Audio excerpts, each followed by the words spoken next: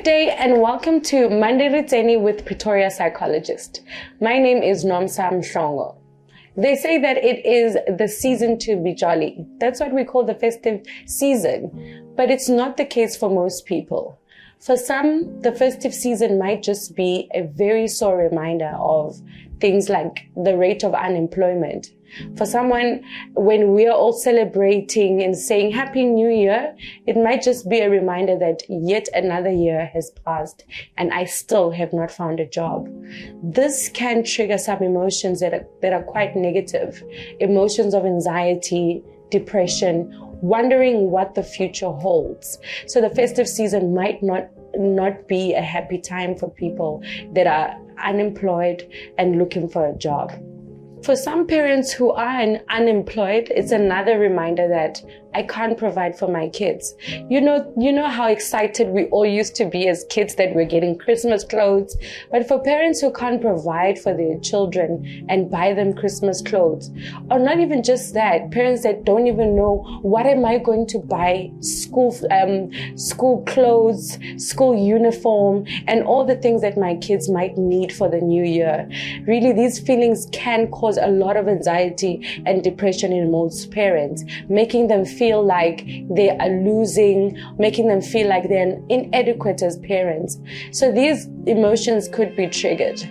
Another thing to remember is that the festive season might be a very, very dark place for people that are suffering from depression. We need to remember, just because it's festive does not mean that your mental health goes down the drain. Just because it's festive season does not mean depression stops. So for some people, being in the festive season, although we are surrounded by family, people are laughing, people are enjoying themselves, people suffering from depression still feel lonely within a crowded room.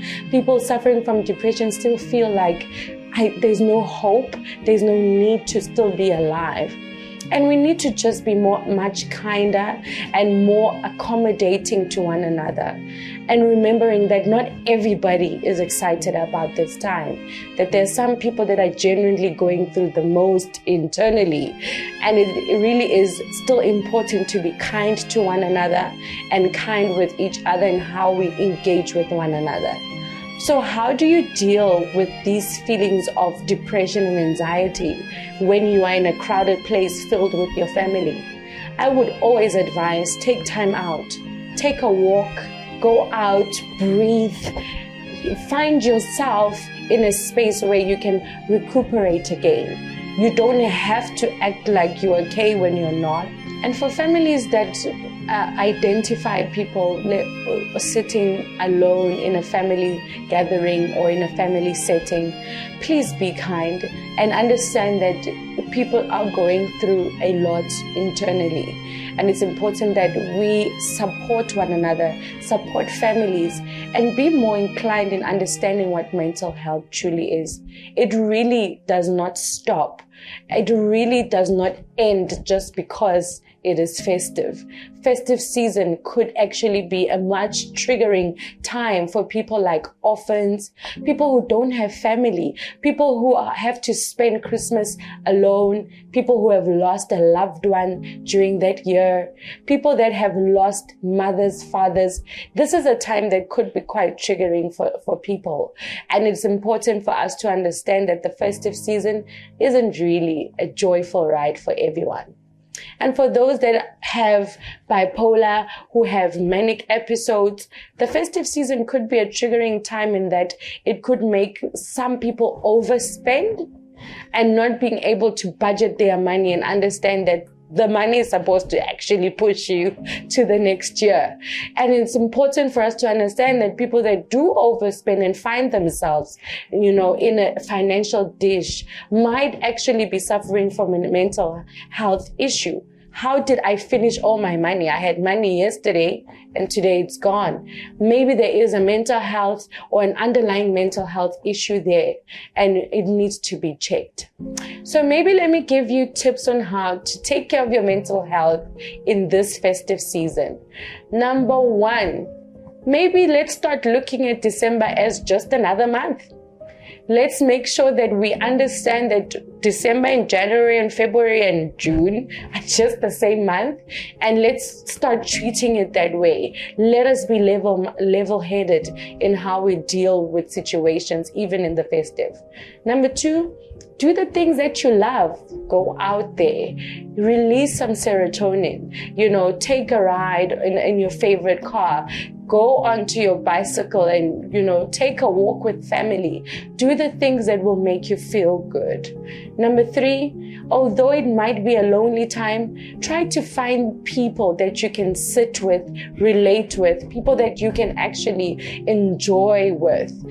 And number 4, when you do start feeling overwhelmed, take time out, switch off social media, go away and find yourself again. It is always important to not lose ourselves in the festive.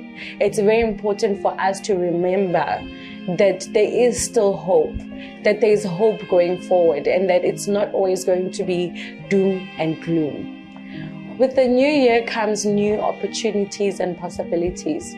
And that means new opportunities to be able to heal from whatever it is that we are suffering from. I always say it's very important to heal your inner child. And I'm here to say, take care of that inner child, heal that inner child. And once that healing has taken place, enjoy yourself.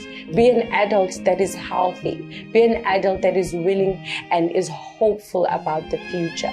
I know a lot of people will be doing vision boards on the new year. A lot of people will be going out, celebrating life. In all that celebration, it's important not to lose yourself. Be authentic. Be true to who you are. And let's see one another again in the new year, safe and sound.